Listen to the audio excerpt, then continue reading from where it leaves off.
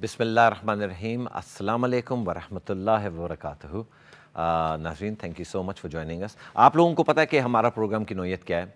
हम लोग आप लोगों के पास एक स्पेशलिस्ट गेस्ट लेके आते हैं, कभी अकाउंटेंट्स लेके आते हैं, कभी बिजनेसमैन लेके आते हैं, कभी आपके पास हम लोग विल प्रोवाइडर्स लेके आते हैं, solicitors and so on and so forth, and it's all to do with financial situations in terms of कि हमारी जो बरादरान हैं उनके लिए क्या बेहतर हो सकता है। यहाँ पर आप लोगों को बहुत सी सजेशंस भी मिलती हैं और उम्मीद है कि आप लोग ये पसंद कर रहे होंगे। पिछले हफ्ते आप लोगों को पता है जिस तरह, बल्कि ईद से पहले हमारा जो प्रोग्राम था वो थोड़ा सा हमने इमिग्रेशन को भी टच किया था। बहुत सी कॉल्स आई थी और उम्मीद है कि आप लोगों को सेटिस्फैक्ट्री जवाब मिले भी थे उमर ख़ान साहब के साथ। अच्छा, आज हमारे पास बड़े एक स्पेशल गेस्ट हैं, मेरे दोस्त भी हैं।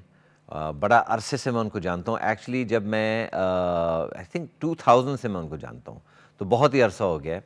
और पहले आपको उनका तारुफ करवाते हैं, फिर उसके बाद आगे बढ़ते हैं।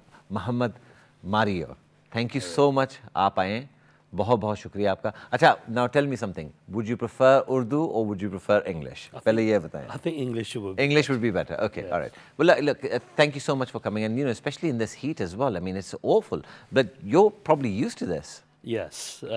In Dubai, it's about 45, 47 degrees, so Yeah. I'm quite used to this heat.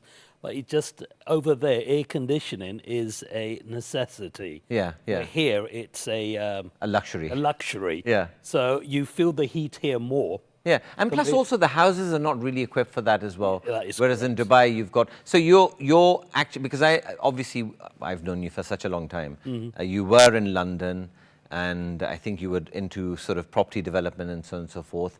And then you changed your direction slightly, still keeping in line with the property world, but in a different matter in terms of assets and so on and so forth. You're actually a specialist in wills, aren't you? Yes, I specialize in drafting wills for Muslims and non-Muslims. Right. Okay. Okay. All right. Okay. So I'm going to talk to you about wills. I'm going to talk to you about Islamic wills. I'm going to talk to you about conventional wills, and I'm also going to talk to you about in terms of what if you don't have a will, what then happens. So first of all, let's just start off with if you don't have a will. Agar will hi nahi hai aapke paas, so what are you going to do? What's going to happen to your assets? Look, every country has their law, whether it's the UK, UAE, whether it's Canada, India, Pakistan, they all have their laws. So you will revert to the law of the country. So if you look at the UK now, whatever you have will be divided. The wife will take a certain amount, children takes a certain amount, and that's how it is. So the law of the country will apply, and there may be inheritance tax as well. So these are the things you need to be careful about, is that the courts would decide on how the money is being distributed based on the law, but it doesn't mean you can't make a will. Yeah. Okay. Problems, people don't do it. Yeah, no, of course. I mean, I think the main aspect of not having a will is if you've got a large estate, then you're more inclined to be, sort of there might be some tax implications as well. And I think as a will or a will writers, they specialize in actually saving saving tax basically. So you don't actually have to pay the government, rather than you can actually pass that money on. So tell me a little bit about conventional wills and how does that work? Conventional is basically, if you ask my definition of the word, it's how people are drafting the wills in the first place, which is according to their personal wishes, as opposed to what Islamic law tells us. So conventional, where husband will say, I'm giving everything to the wife, or the wife saying, I'm giving it to the husband. And that is, I mean, he can do that. I mean, there isn't. Of course, any... he can. In the UK, you can make a will to the cats and dogs home. You can do that. I mean, I'm not recommending you should do it, but I'm just saying it's your money. Do what you like. Right. Okay. It's a very complicated process, but you need to understand that the UK law says is your money. Do what you like. The concept you were looking for was called forced heirship. Forced heirship is where the country say you can't do this. For example, in Europe, the money is usually split between the wife and the children 50-50. Yeah. So that's called forced heirship. So if you're a French national and you say, I want to make a will to my wife, all my money, you can't do it because her share is 50%, where if you look at the children, they take 50%. But in the UK, you can give everything to your wife. Okay, now tell me something, because sometimes what happens is there are some sort of complications as well. I mean, I'm sure there's a lot of viewers watching and they have situations where they might actually have a property or several properties in the UK, and they might have a few properties in India or Pakistan or, even in Dubai as well.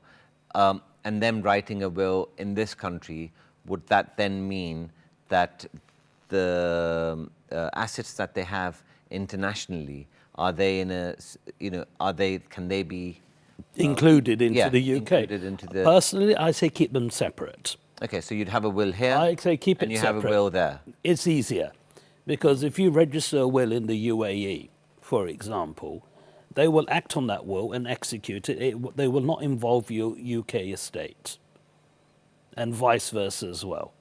But you may need to disclose what assets you have outside the UK. That's for the inheritance tax purposes, HRMC as they say it. But let's say you have estates in the United Arab Emirates or in India or Pakistan, you make a will separate there, register it in the local courts, so that at the time of execution, all the wills are working parallel to one another. Right, okay, so you can actually, and you're in a position where you can actually make this sort of thing happen. Yes. And I know that you've got several offices. I think you've got an office in Dubai, Abu Dhabi, Doha, and obviously now UK, London as well. yes. So you are pretty much covering... Most of the clients are, especially the Asian expats, they are based in, if you look in the GCC, mainly within UAE and Qatar, and obviously the UK as well. So for me, I'm covering all three locations. However, if you have assets based in Pakistan or India, I can help you there as well. It's just knowing the family breakdown and your wishes. And some countries, we've got to look at the religion as well. For example, if you're a Muslim living in the UAE, you have to abide by the Sharia to a certain degree. Right, okay. So that's a little about conventional wills in terms of what can be done and what can't be done. Now I want you to be a little bit more, because I think that's what, as a Muslim, that's what is more interesting is if you could just tell us more extensively in terms of what an Islamic will is and how does that work? Look, you got to understand that when you look at a will, a wasiyah, you only look wasiyah, you're looking at 1/3 of your assets. That's what you can make a will for. Okay. So 2/3 will have to go as per Islamic law. Which is? Now we got to look at the family breakdown.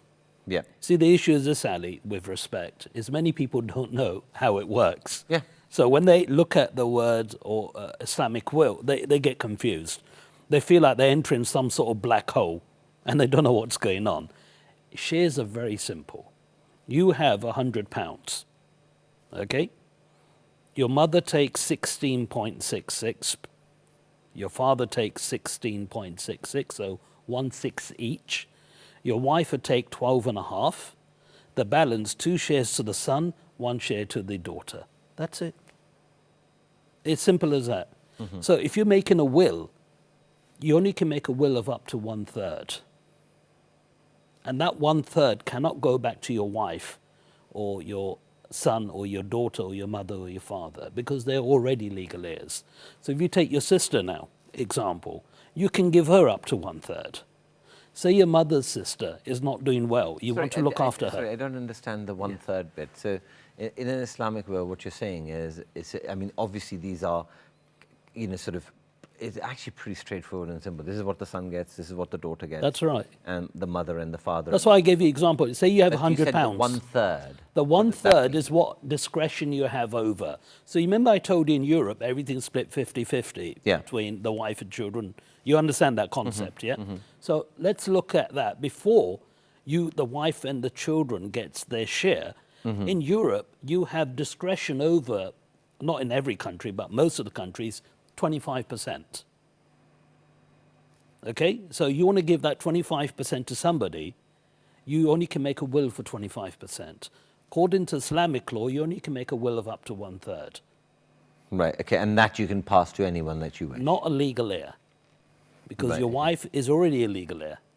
Okay, so you can't give You more can't to give- somebody No, else. you can't. You No, can't in your say, well- life, Ali, in your lifetime, do what you like. Yeah, Remember, in your lifetime, do what you like.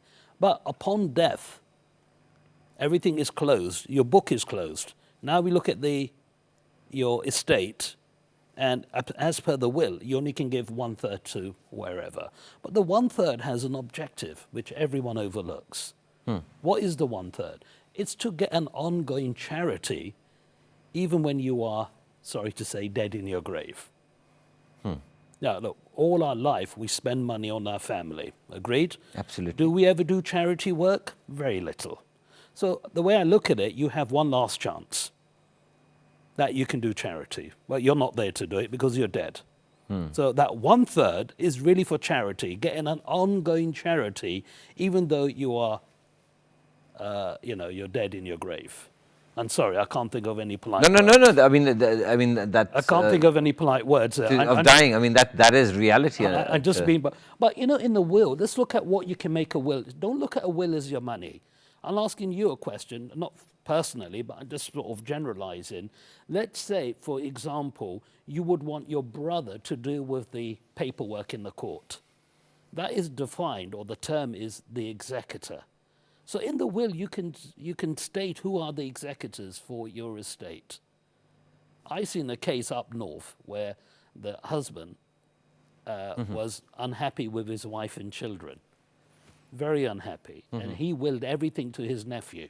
Wow. Okay, so let's take a real case example. Okay. The nephew told me, he rang me up and said, look, I fear God. I don't want this on my account. Now, my uncle was very angry with his wife and children. He made the will to me. But I don't know if lawfully can I keep this money. And by the way, I don't need the money. He said to me, Alhamdulillah, I've got enough money. I've got my business and property. I don't need this money. But what do I do with it? On the other hand, I understand that he didn't like his wife and children. I said, look, whether he didn't like his wife and children, to deprive them of the inheritance, he cannot do it. Because there are certain conditions you have to meet before you can disinherit someone. Yeah, and that is Islamically. Am I right in I'm saying talking Islamically. that? Right. Okay. So in this case, the father said, all my life I've been working for my family. Now I've been diagnosed with cancer. Nobody wants to visit me in the hospital. Nobody wants to, come and ask me how am I doing. So why am I leaving the money to them? He said, I'll give it to my son, my nephew. Yeah. And the nephew said, I don't want the money because I know what he's doing is wrong, but what do? I told him, look, a Muslim can only make a will of up to 1/3. So if you look at the money he's given to you, you have up to 1/3 you can give to charity because he doesn't want the money. Yeah. But if he wanted to keep the money, it's lawful for him to keep it because he is not a legal heir to the estate. Yeah, and plus also it's not a situation where he's actually doing anything wrong. Exactly. That is what his uncle wished. So he can keep 1/3, but the 2/3 Has to go then back. has to go be returned to the, Look, at the end of the day, we all got to meet our maker some stage. inshallah. Inshallah. Absolutely. We got to meet our maker. So in terms of what good and bad, like in this case, the wife and the son or the children weren't helping the father. The father has his issues. That's for the children, the family to answer. But he cannot deprive them of the inheritance. That's Islamic law. So you look at it. If he wanted to make a will, all he can make a will for is 1/3. 2/3 have to go to charity. But on the other hand, if he gave all the money to charity before he passed away, there'll be nothing to will then. Yeah, of course, absolutely. But after death, you can't do it. Okay, so नाज़रीन आप लोग सुन रहे हैं कि बड़ा interesting point है जो मोहम्मद ने हमें बताया, समझाया भी है कि आप जो विल है आपका इस्लामिक विल, उसके अंदर सारी प्रॉपर्टी जो है वो एज़ पर शरिया डिवाइड होती है between sons, daughters, mothers, fathers and so on so forth, ठीक है। और अल्लाह ताला ने एक्चुअली इजाज़त दी हुई है कि आप 1/3 जो है वो as long as it's not a family member आप किसी को भी वो दे सकते हैं। Legal heir. लीगल एयर नहीं है तो वो किसी को भी आप दे सकते हैं. तो that is a phenomenal thing. और जिस तरह मोहम्मद ने हमें बताया भी है कि ये this is one way of actually continuing with charity. हो ये सदका जारिया जो होता है वो That's the primary objective, is the one third to go to charity. Look, we believe one thing, we're going to meet our maker one day, inshallah. We agree with that. What are we going to take with us? What good deeds are we going to take with us? The way I look at it, all our life we are working, providing for the family, the children, etc., etc. Now, you imagine when you have left this world, your book is closed. Now we've got to look, how can we get an ongoing reward? That one third, it should be going to charity. Now, charity, there are different types. There could be for a school, to build a masjid, a well, to help a family, a sick person. or, This goes on. or even a television station. There is this is a phenomenal work which is actually currently being done by Ikra TV, and there are a few other channels as well. So वो भी एक This is, सदका like I जारिया. said, is a sadqa jariyah. The proper term is sadqa jariyah. You give, but you only can give up to one third.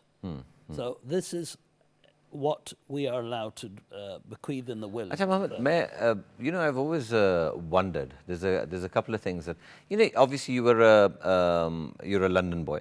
Yes.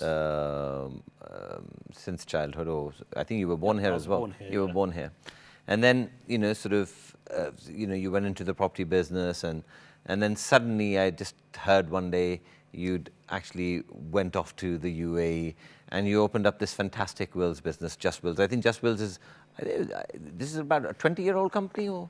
I've been with Just Wills since 1988, 89. Right, I've been okay. with them. So Yeah. when I moved to the UAE, we took the franchise to Dubai, and now we operate in there, but we've moved into Doha as well, Abu Dhabi, and we're covering UK as well. Yeah, and you're covering Just Wills, rather, Is is Wills and covering probate. a massive chunk of the Middle East as well. Yes. Is that more Sharia compliant? Sort of, is that the kind of wills you're making there, or Look, what's the at situation? At the end of the day, I have to look at the religion of the person making the will, because there you need to look. If you're a non-Muslim, you can do X, Y, Z. If you're a Muslim, you only can say make a will. Ethically, you can do this. That's it. Right. Okay. So you can make a suggestion in terms of what they can do and what they can't do. That is correct. Right. Okay. Okay. And so. I mean, don't forget, like I said before, a will is not only about your money. Who will look after your children? Let's take an example. Husband and wife pass away. You have young children. Now, where's the children going? Your side of the family or your wife's side of the family? Let's say you and your wife from two different parts of the world, two different religions, two different cultures. Where's the children going? Do you really want to end up going to the courts and getting social services involved? When I talk about a will, I tell people it's not about your money. Yes, your money is part of the will. Acha, I've never ever thought of that sort of a situation. Whenever we discuss wills, we actually, I mean, generally, I think that's the general consensus is we're discussing what assets and what the division of all of these things are in terms of both monetary and sort of assets and everything else. But this is a phenomenal. Of course, there is that situation. People don't think about it. No, They don't. No. no, absolutely not. And that is a very legitimate. It should be a very legitimate concern for people. On your Iqra TV, I mean, how many people are becoming Muslims? I'm assuming quite a few. Oh, alhamdulillah. Alhamdulillah, yeah. I'm going to ask you a simple question. If they die tomorrow by taking the Shahada and becoming a Muslim, they die, will they be buried or cremated? Think about it. You don't know. I had a case where someone took the Shahada in Dubai. She died, but the parents came and cremated her. It became a big hoo-ha. This was where? In Dubai. Right, okay. So a girl became a Muslim. Yeah. She died afterwards. Yeah. Her parents came and cremated the body. Okay. Okay. Why? She didn't have a will. Yeah, and obviously the parents are the legal guardians who then, would decide how how the body is disposed of. I suppose it is just literally just Like that. I said, a will is not only about your money. It also talks about the custody of your children. It talks about who will go to the court and execute the will, who will deal with the paperwork. I mean, how many cases you've seen, Ali, people passing away, everyone fighting. Yeah. You tell me one thing, if everyone knows what their shares are, would they fight? No. Then this Well, is what we're living in, this conventional system. But there is I mean, there is that situation where a lot of people also, sort of, they turn around and they would attest it will, not attest, they would argue against the will in terms of, that's not how it was and this is what was said to me and so on and so forth. Where does that stand legally? Look, at the end of the day, for me, this whole concept falls under a concept called succession planning. Wills is part of succession planning. Succession planning doesn't begin after death. It begins today, where the family, the head of the family, the father should sit the family down and say, this is what I'm doing. Now, being a Muslim, they should abide by the Sharia law. Whether they do or not is a different matter. But a will needs to be obviously drafted. It's got to be witnessed by two independent persons to make it legal binding. Okay. So okay. this is why it's important you have the right paperwork. You do it in the right frame of mind. You can't draft a will when you're brain dead. No, of course not. But I've also heard stories where a person had written down how his assets were supposed to be sort of handled and just put it under the pillow, and when he passed away, they found the piece of paper and said, somebody wrote a will on the back of a handkerchief. Yeah. And it was accepted. Does it mean we all start making or drafting the will like that? It was just by chance it went through. Nobody contested it. If somebody contested, that handkerchief will be null and void. That piece of paper you referred to will be null and void. When you're drafting a will, I say go and notary public and notarize the will. So there is an authentication that this will was signed in front of a notarian, just to add more authentication. Wills got to be drafted properly. In the UAE, you register it in the court, and the court has a proper stamp. Even if you lose the original, the court will always have a certified copy. Okay. More important, when you draft a will, tell someone. There's no point you drafting a will and you're not telling anyone. Right, okay. Okay, of course. I mean, that's another problem as well, isn't it? That is another situation as well, where people might actually have wills, but they haven't told anyone. So, For me, where the biggest problem is. How does that work? How does just wills work on that sort of a situation? Look, with respect, when we are dealing with the clients, we obviously give you a housekeeping list. It's really down to you to follow it. Should I tell you where the biggest problem is? It's not the will. The will is part of the problem, but the biggest problem is not telling the family where the money is. Think about it. Just think about how many accounts you have. Does your family know? Have you given them the passwords? Have you given them the information? That's where the problem is. And this is a big problem in every country in the world. I was reading an article last week. Banks in the UK currently sitting on 1.4 billion pound unclaimed.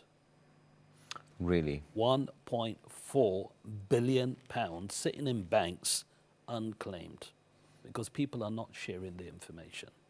Okay, so is there not any sort of,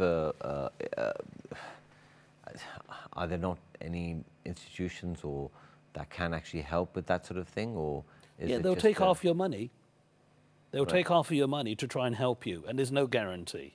Right, okay. So let's look at it objectively. You don't make a will, there could be problems, and problems are in different types. And then if you don't claim the money in 5 years, it goes to the Crown, to the Treasury Department. So it's a situation where people are not making the wills, and they're not even telling the family where the money is. Now, if you don't make a will, okay, the law of the country will apply. But if you don't know where the money is, how are you going to go and find it? Yeah. Do you know, मैं नाज़रीन को थोड़ा सा ज़रा summarise भी कर दूं कि मोहम्मद क्या कह रहे हैं। एक तो इन्होंने ये बड़ा अच्छा पॉइंट आउट किया है कि well is not just for assets and so on so fourth. जब आप डिसीज़ हो जाते हैं तो उसके अंदर ये भी लिखा होता है कि आप कहाँ बैरी होना चाहते हैं या क्या करना चाहते हैं। और उन्होंने एक केस का बताया भी था दुबई के अंदर कि जो एक कोई ख़ातून थी वो फौत हो गई, और जब उनके माँ बाप आए, वालदैन आए, तो they cremated her although she had taken शहादत, लेकिन वो उन्होंने कहा नहीं जी हम उसको इस तरह नहीं करेंगे because there was no will. So there was a little bit of a problem that way as well. दूसरी बात जो मोहम्मद ने बताई है वो ये है कि जो ज़्यादा कॉम्प्लिकेशन आती है विल्स के अंदर, वो ऑब्वियसली बात है जो आपकी assets and so on so fourth वो तो डिवाइड हो जाती है जो पता होता है। लेकिन बहुत से लोग जो हैं वो इंफॉर्मेशन अपनी शेयर नहीं करते कि कहाँ पैसे पड़े हुए हैं, कहाँ नहीं पैसे पड़े हुए and so on so fourth. वो हर चीज़ जो है अपना या तो आप सीक्रेट रखते हैं या फिर आप डे टू डे लाइफ के अंदर आप समझते नहीं हैं कि भाई यार ये भी मैं बात कर लूँ और ये भी बता दूँ उनको कि ये कहाँ है, क्योंकि लाखों काम होते हैं। और अगर हमें पता हो कि हम लोगों ने कब मरना है तो क्या ही बात है, फिर तो हम लोग सारा कुछ ऑर्गेनाइज भी कर लें। तो ये एक थोड़ा सा ये भी प्रॉब्लम रहती है। तो उसके लिए मोहम्मद जो है he has phenomenal company just wills, जिसके अंदर वो ये सारी चीज़ें जो हैं आप लोगों से पता करके और वो लिखत पढ़त कर लेते हैं। Am I right in saying that? So you basically have a back record as well. For me, sharing the information is very important. That is where the real problem lies. Because let's say there's no will, the law of the land will apply. Now, you are happy with the law of the country, that's a different matter. But if you don't know where the money is, what law are you going to apply to it? Do you know how much money is sitting in the Isle of Man, offshore bank accounts, Switzerland, Dubai? I mean, Switzerland will be phenomenally big. It's probably in the trillions if Yeah, I'm yeah.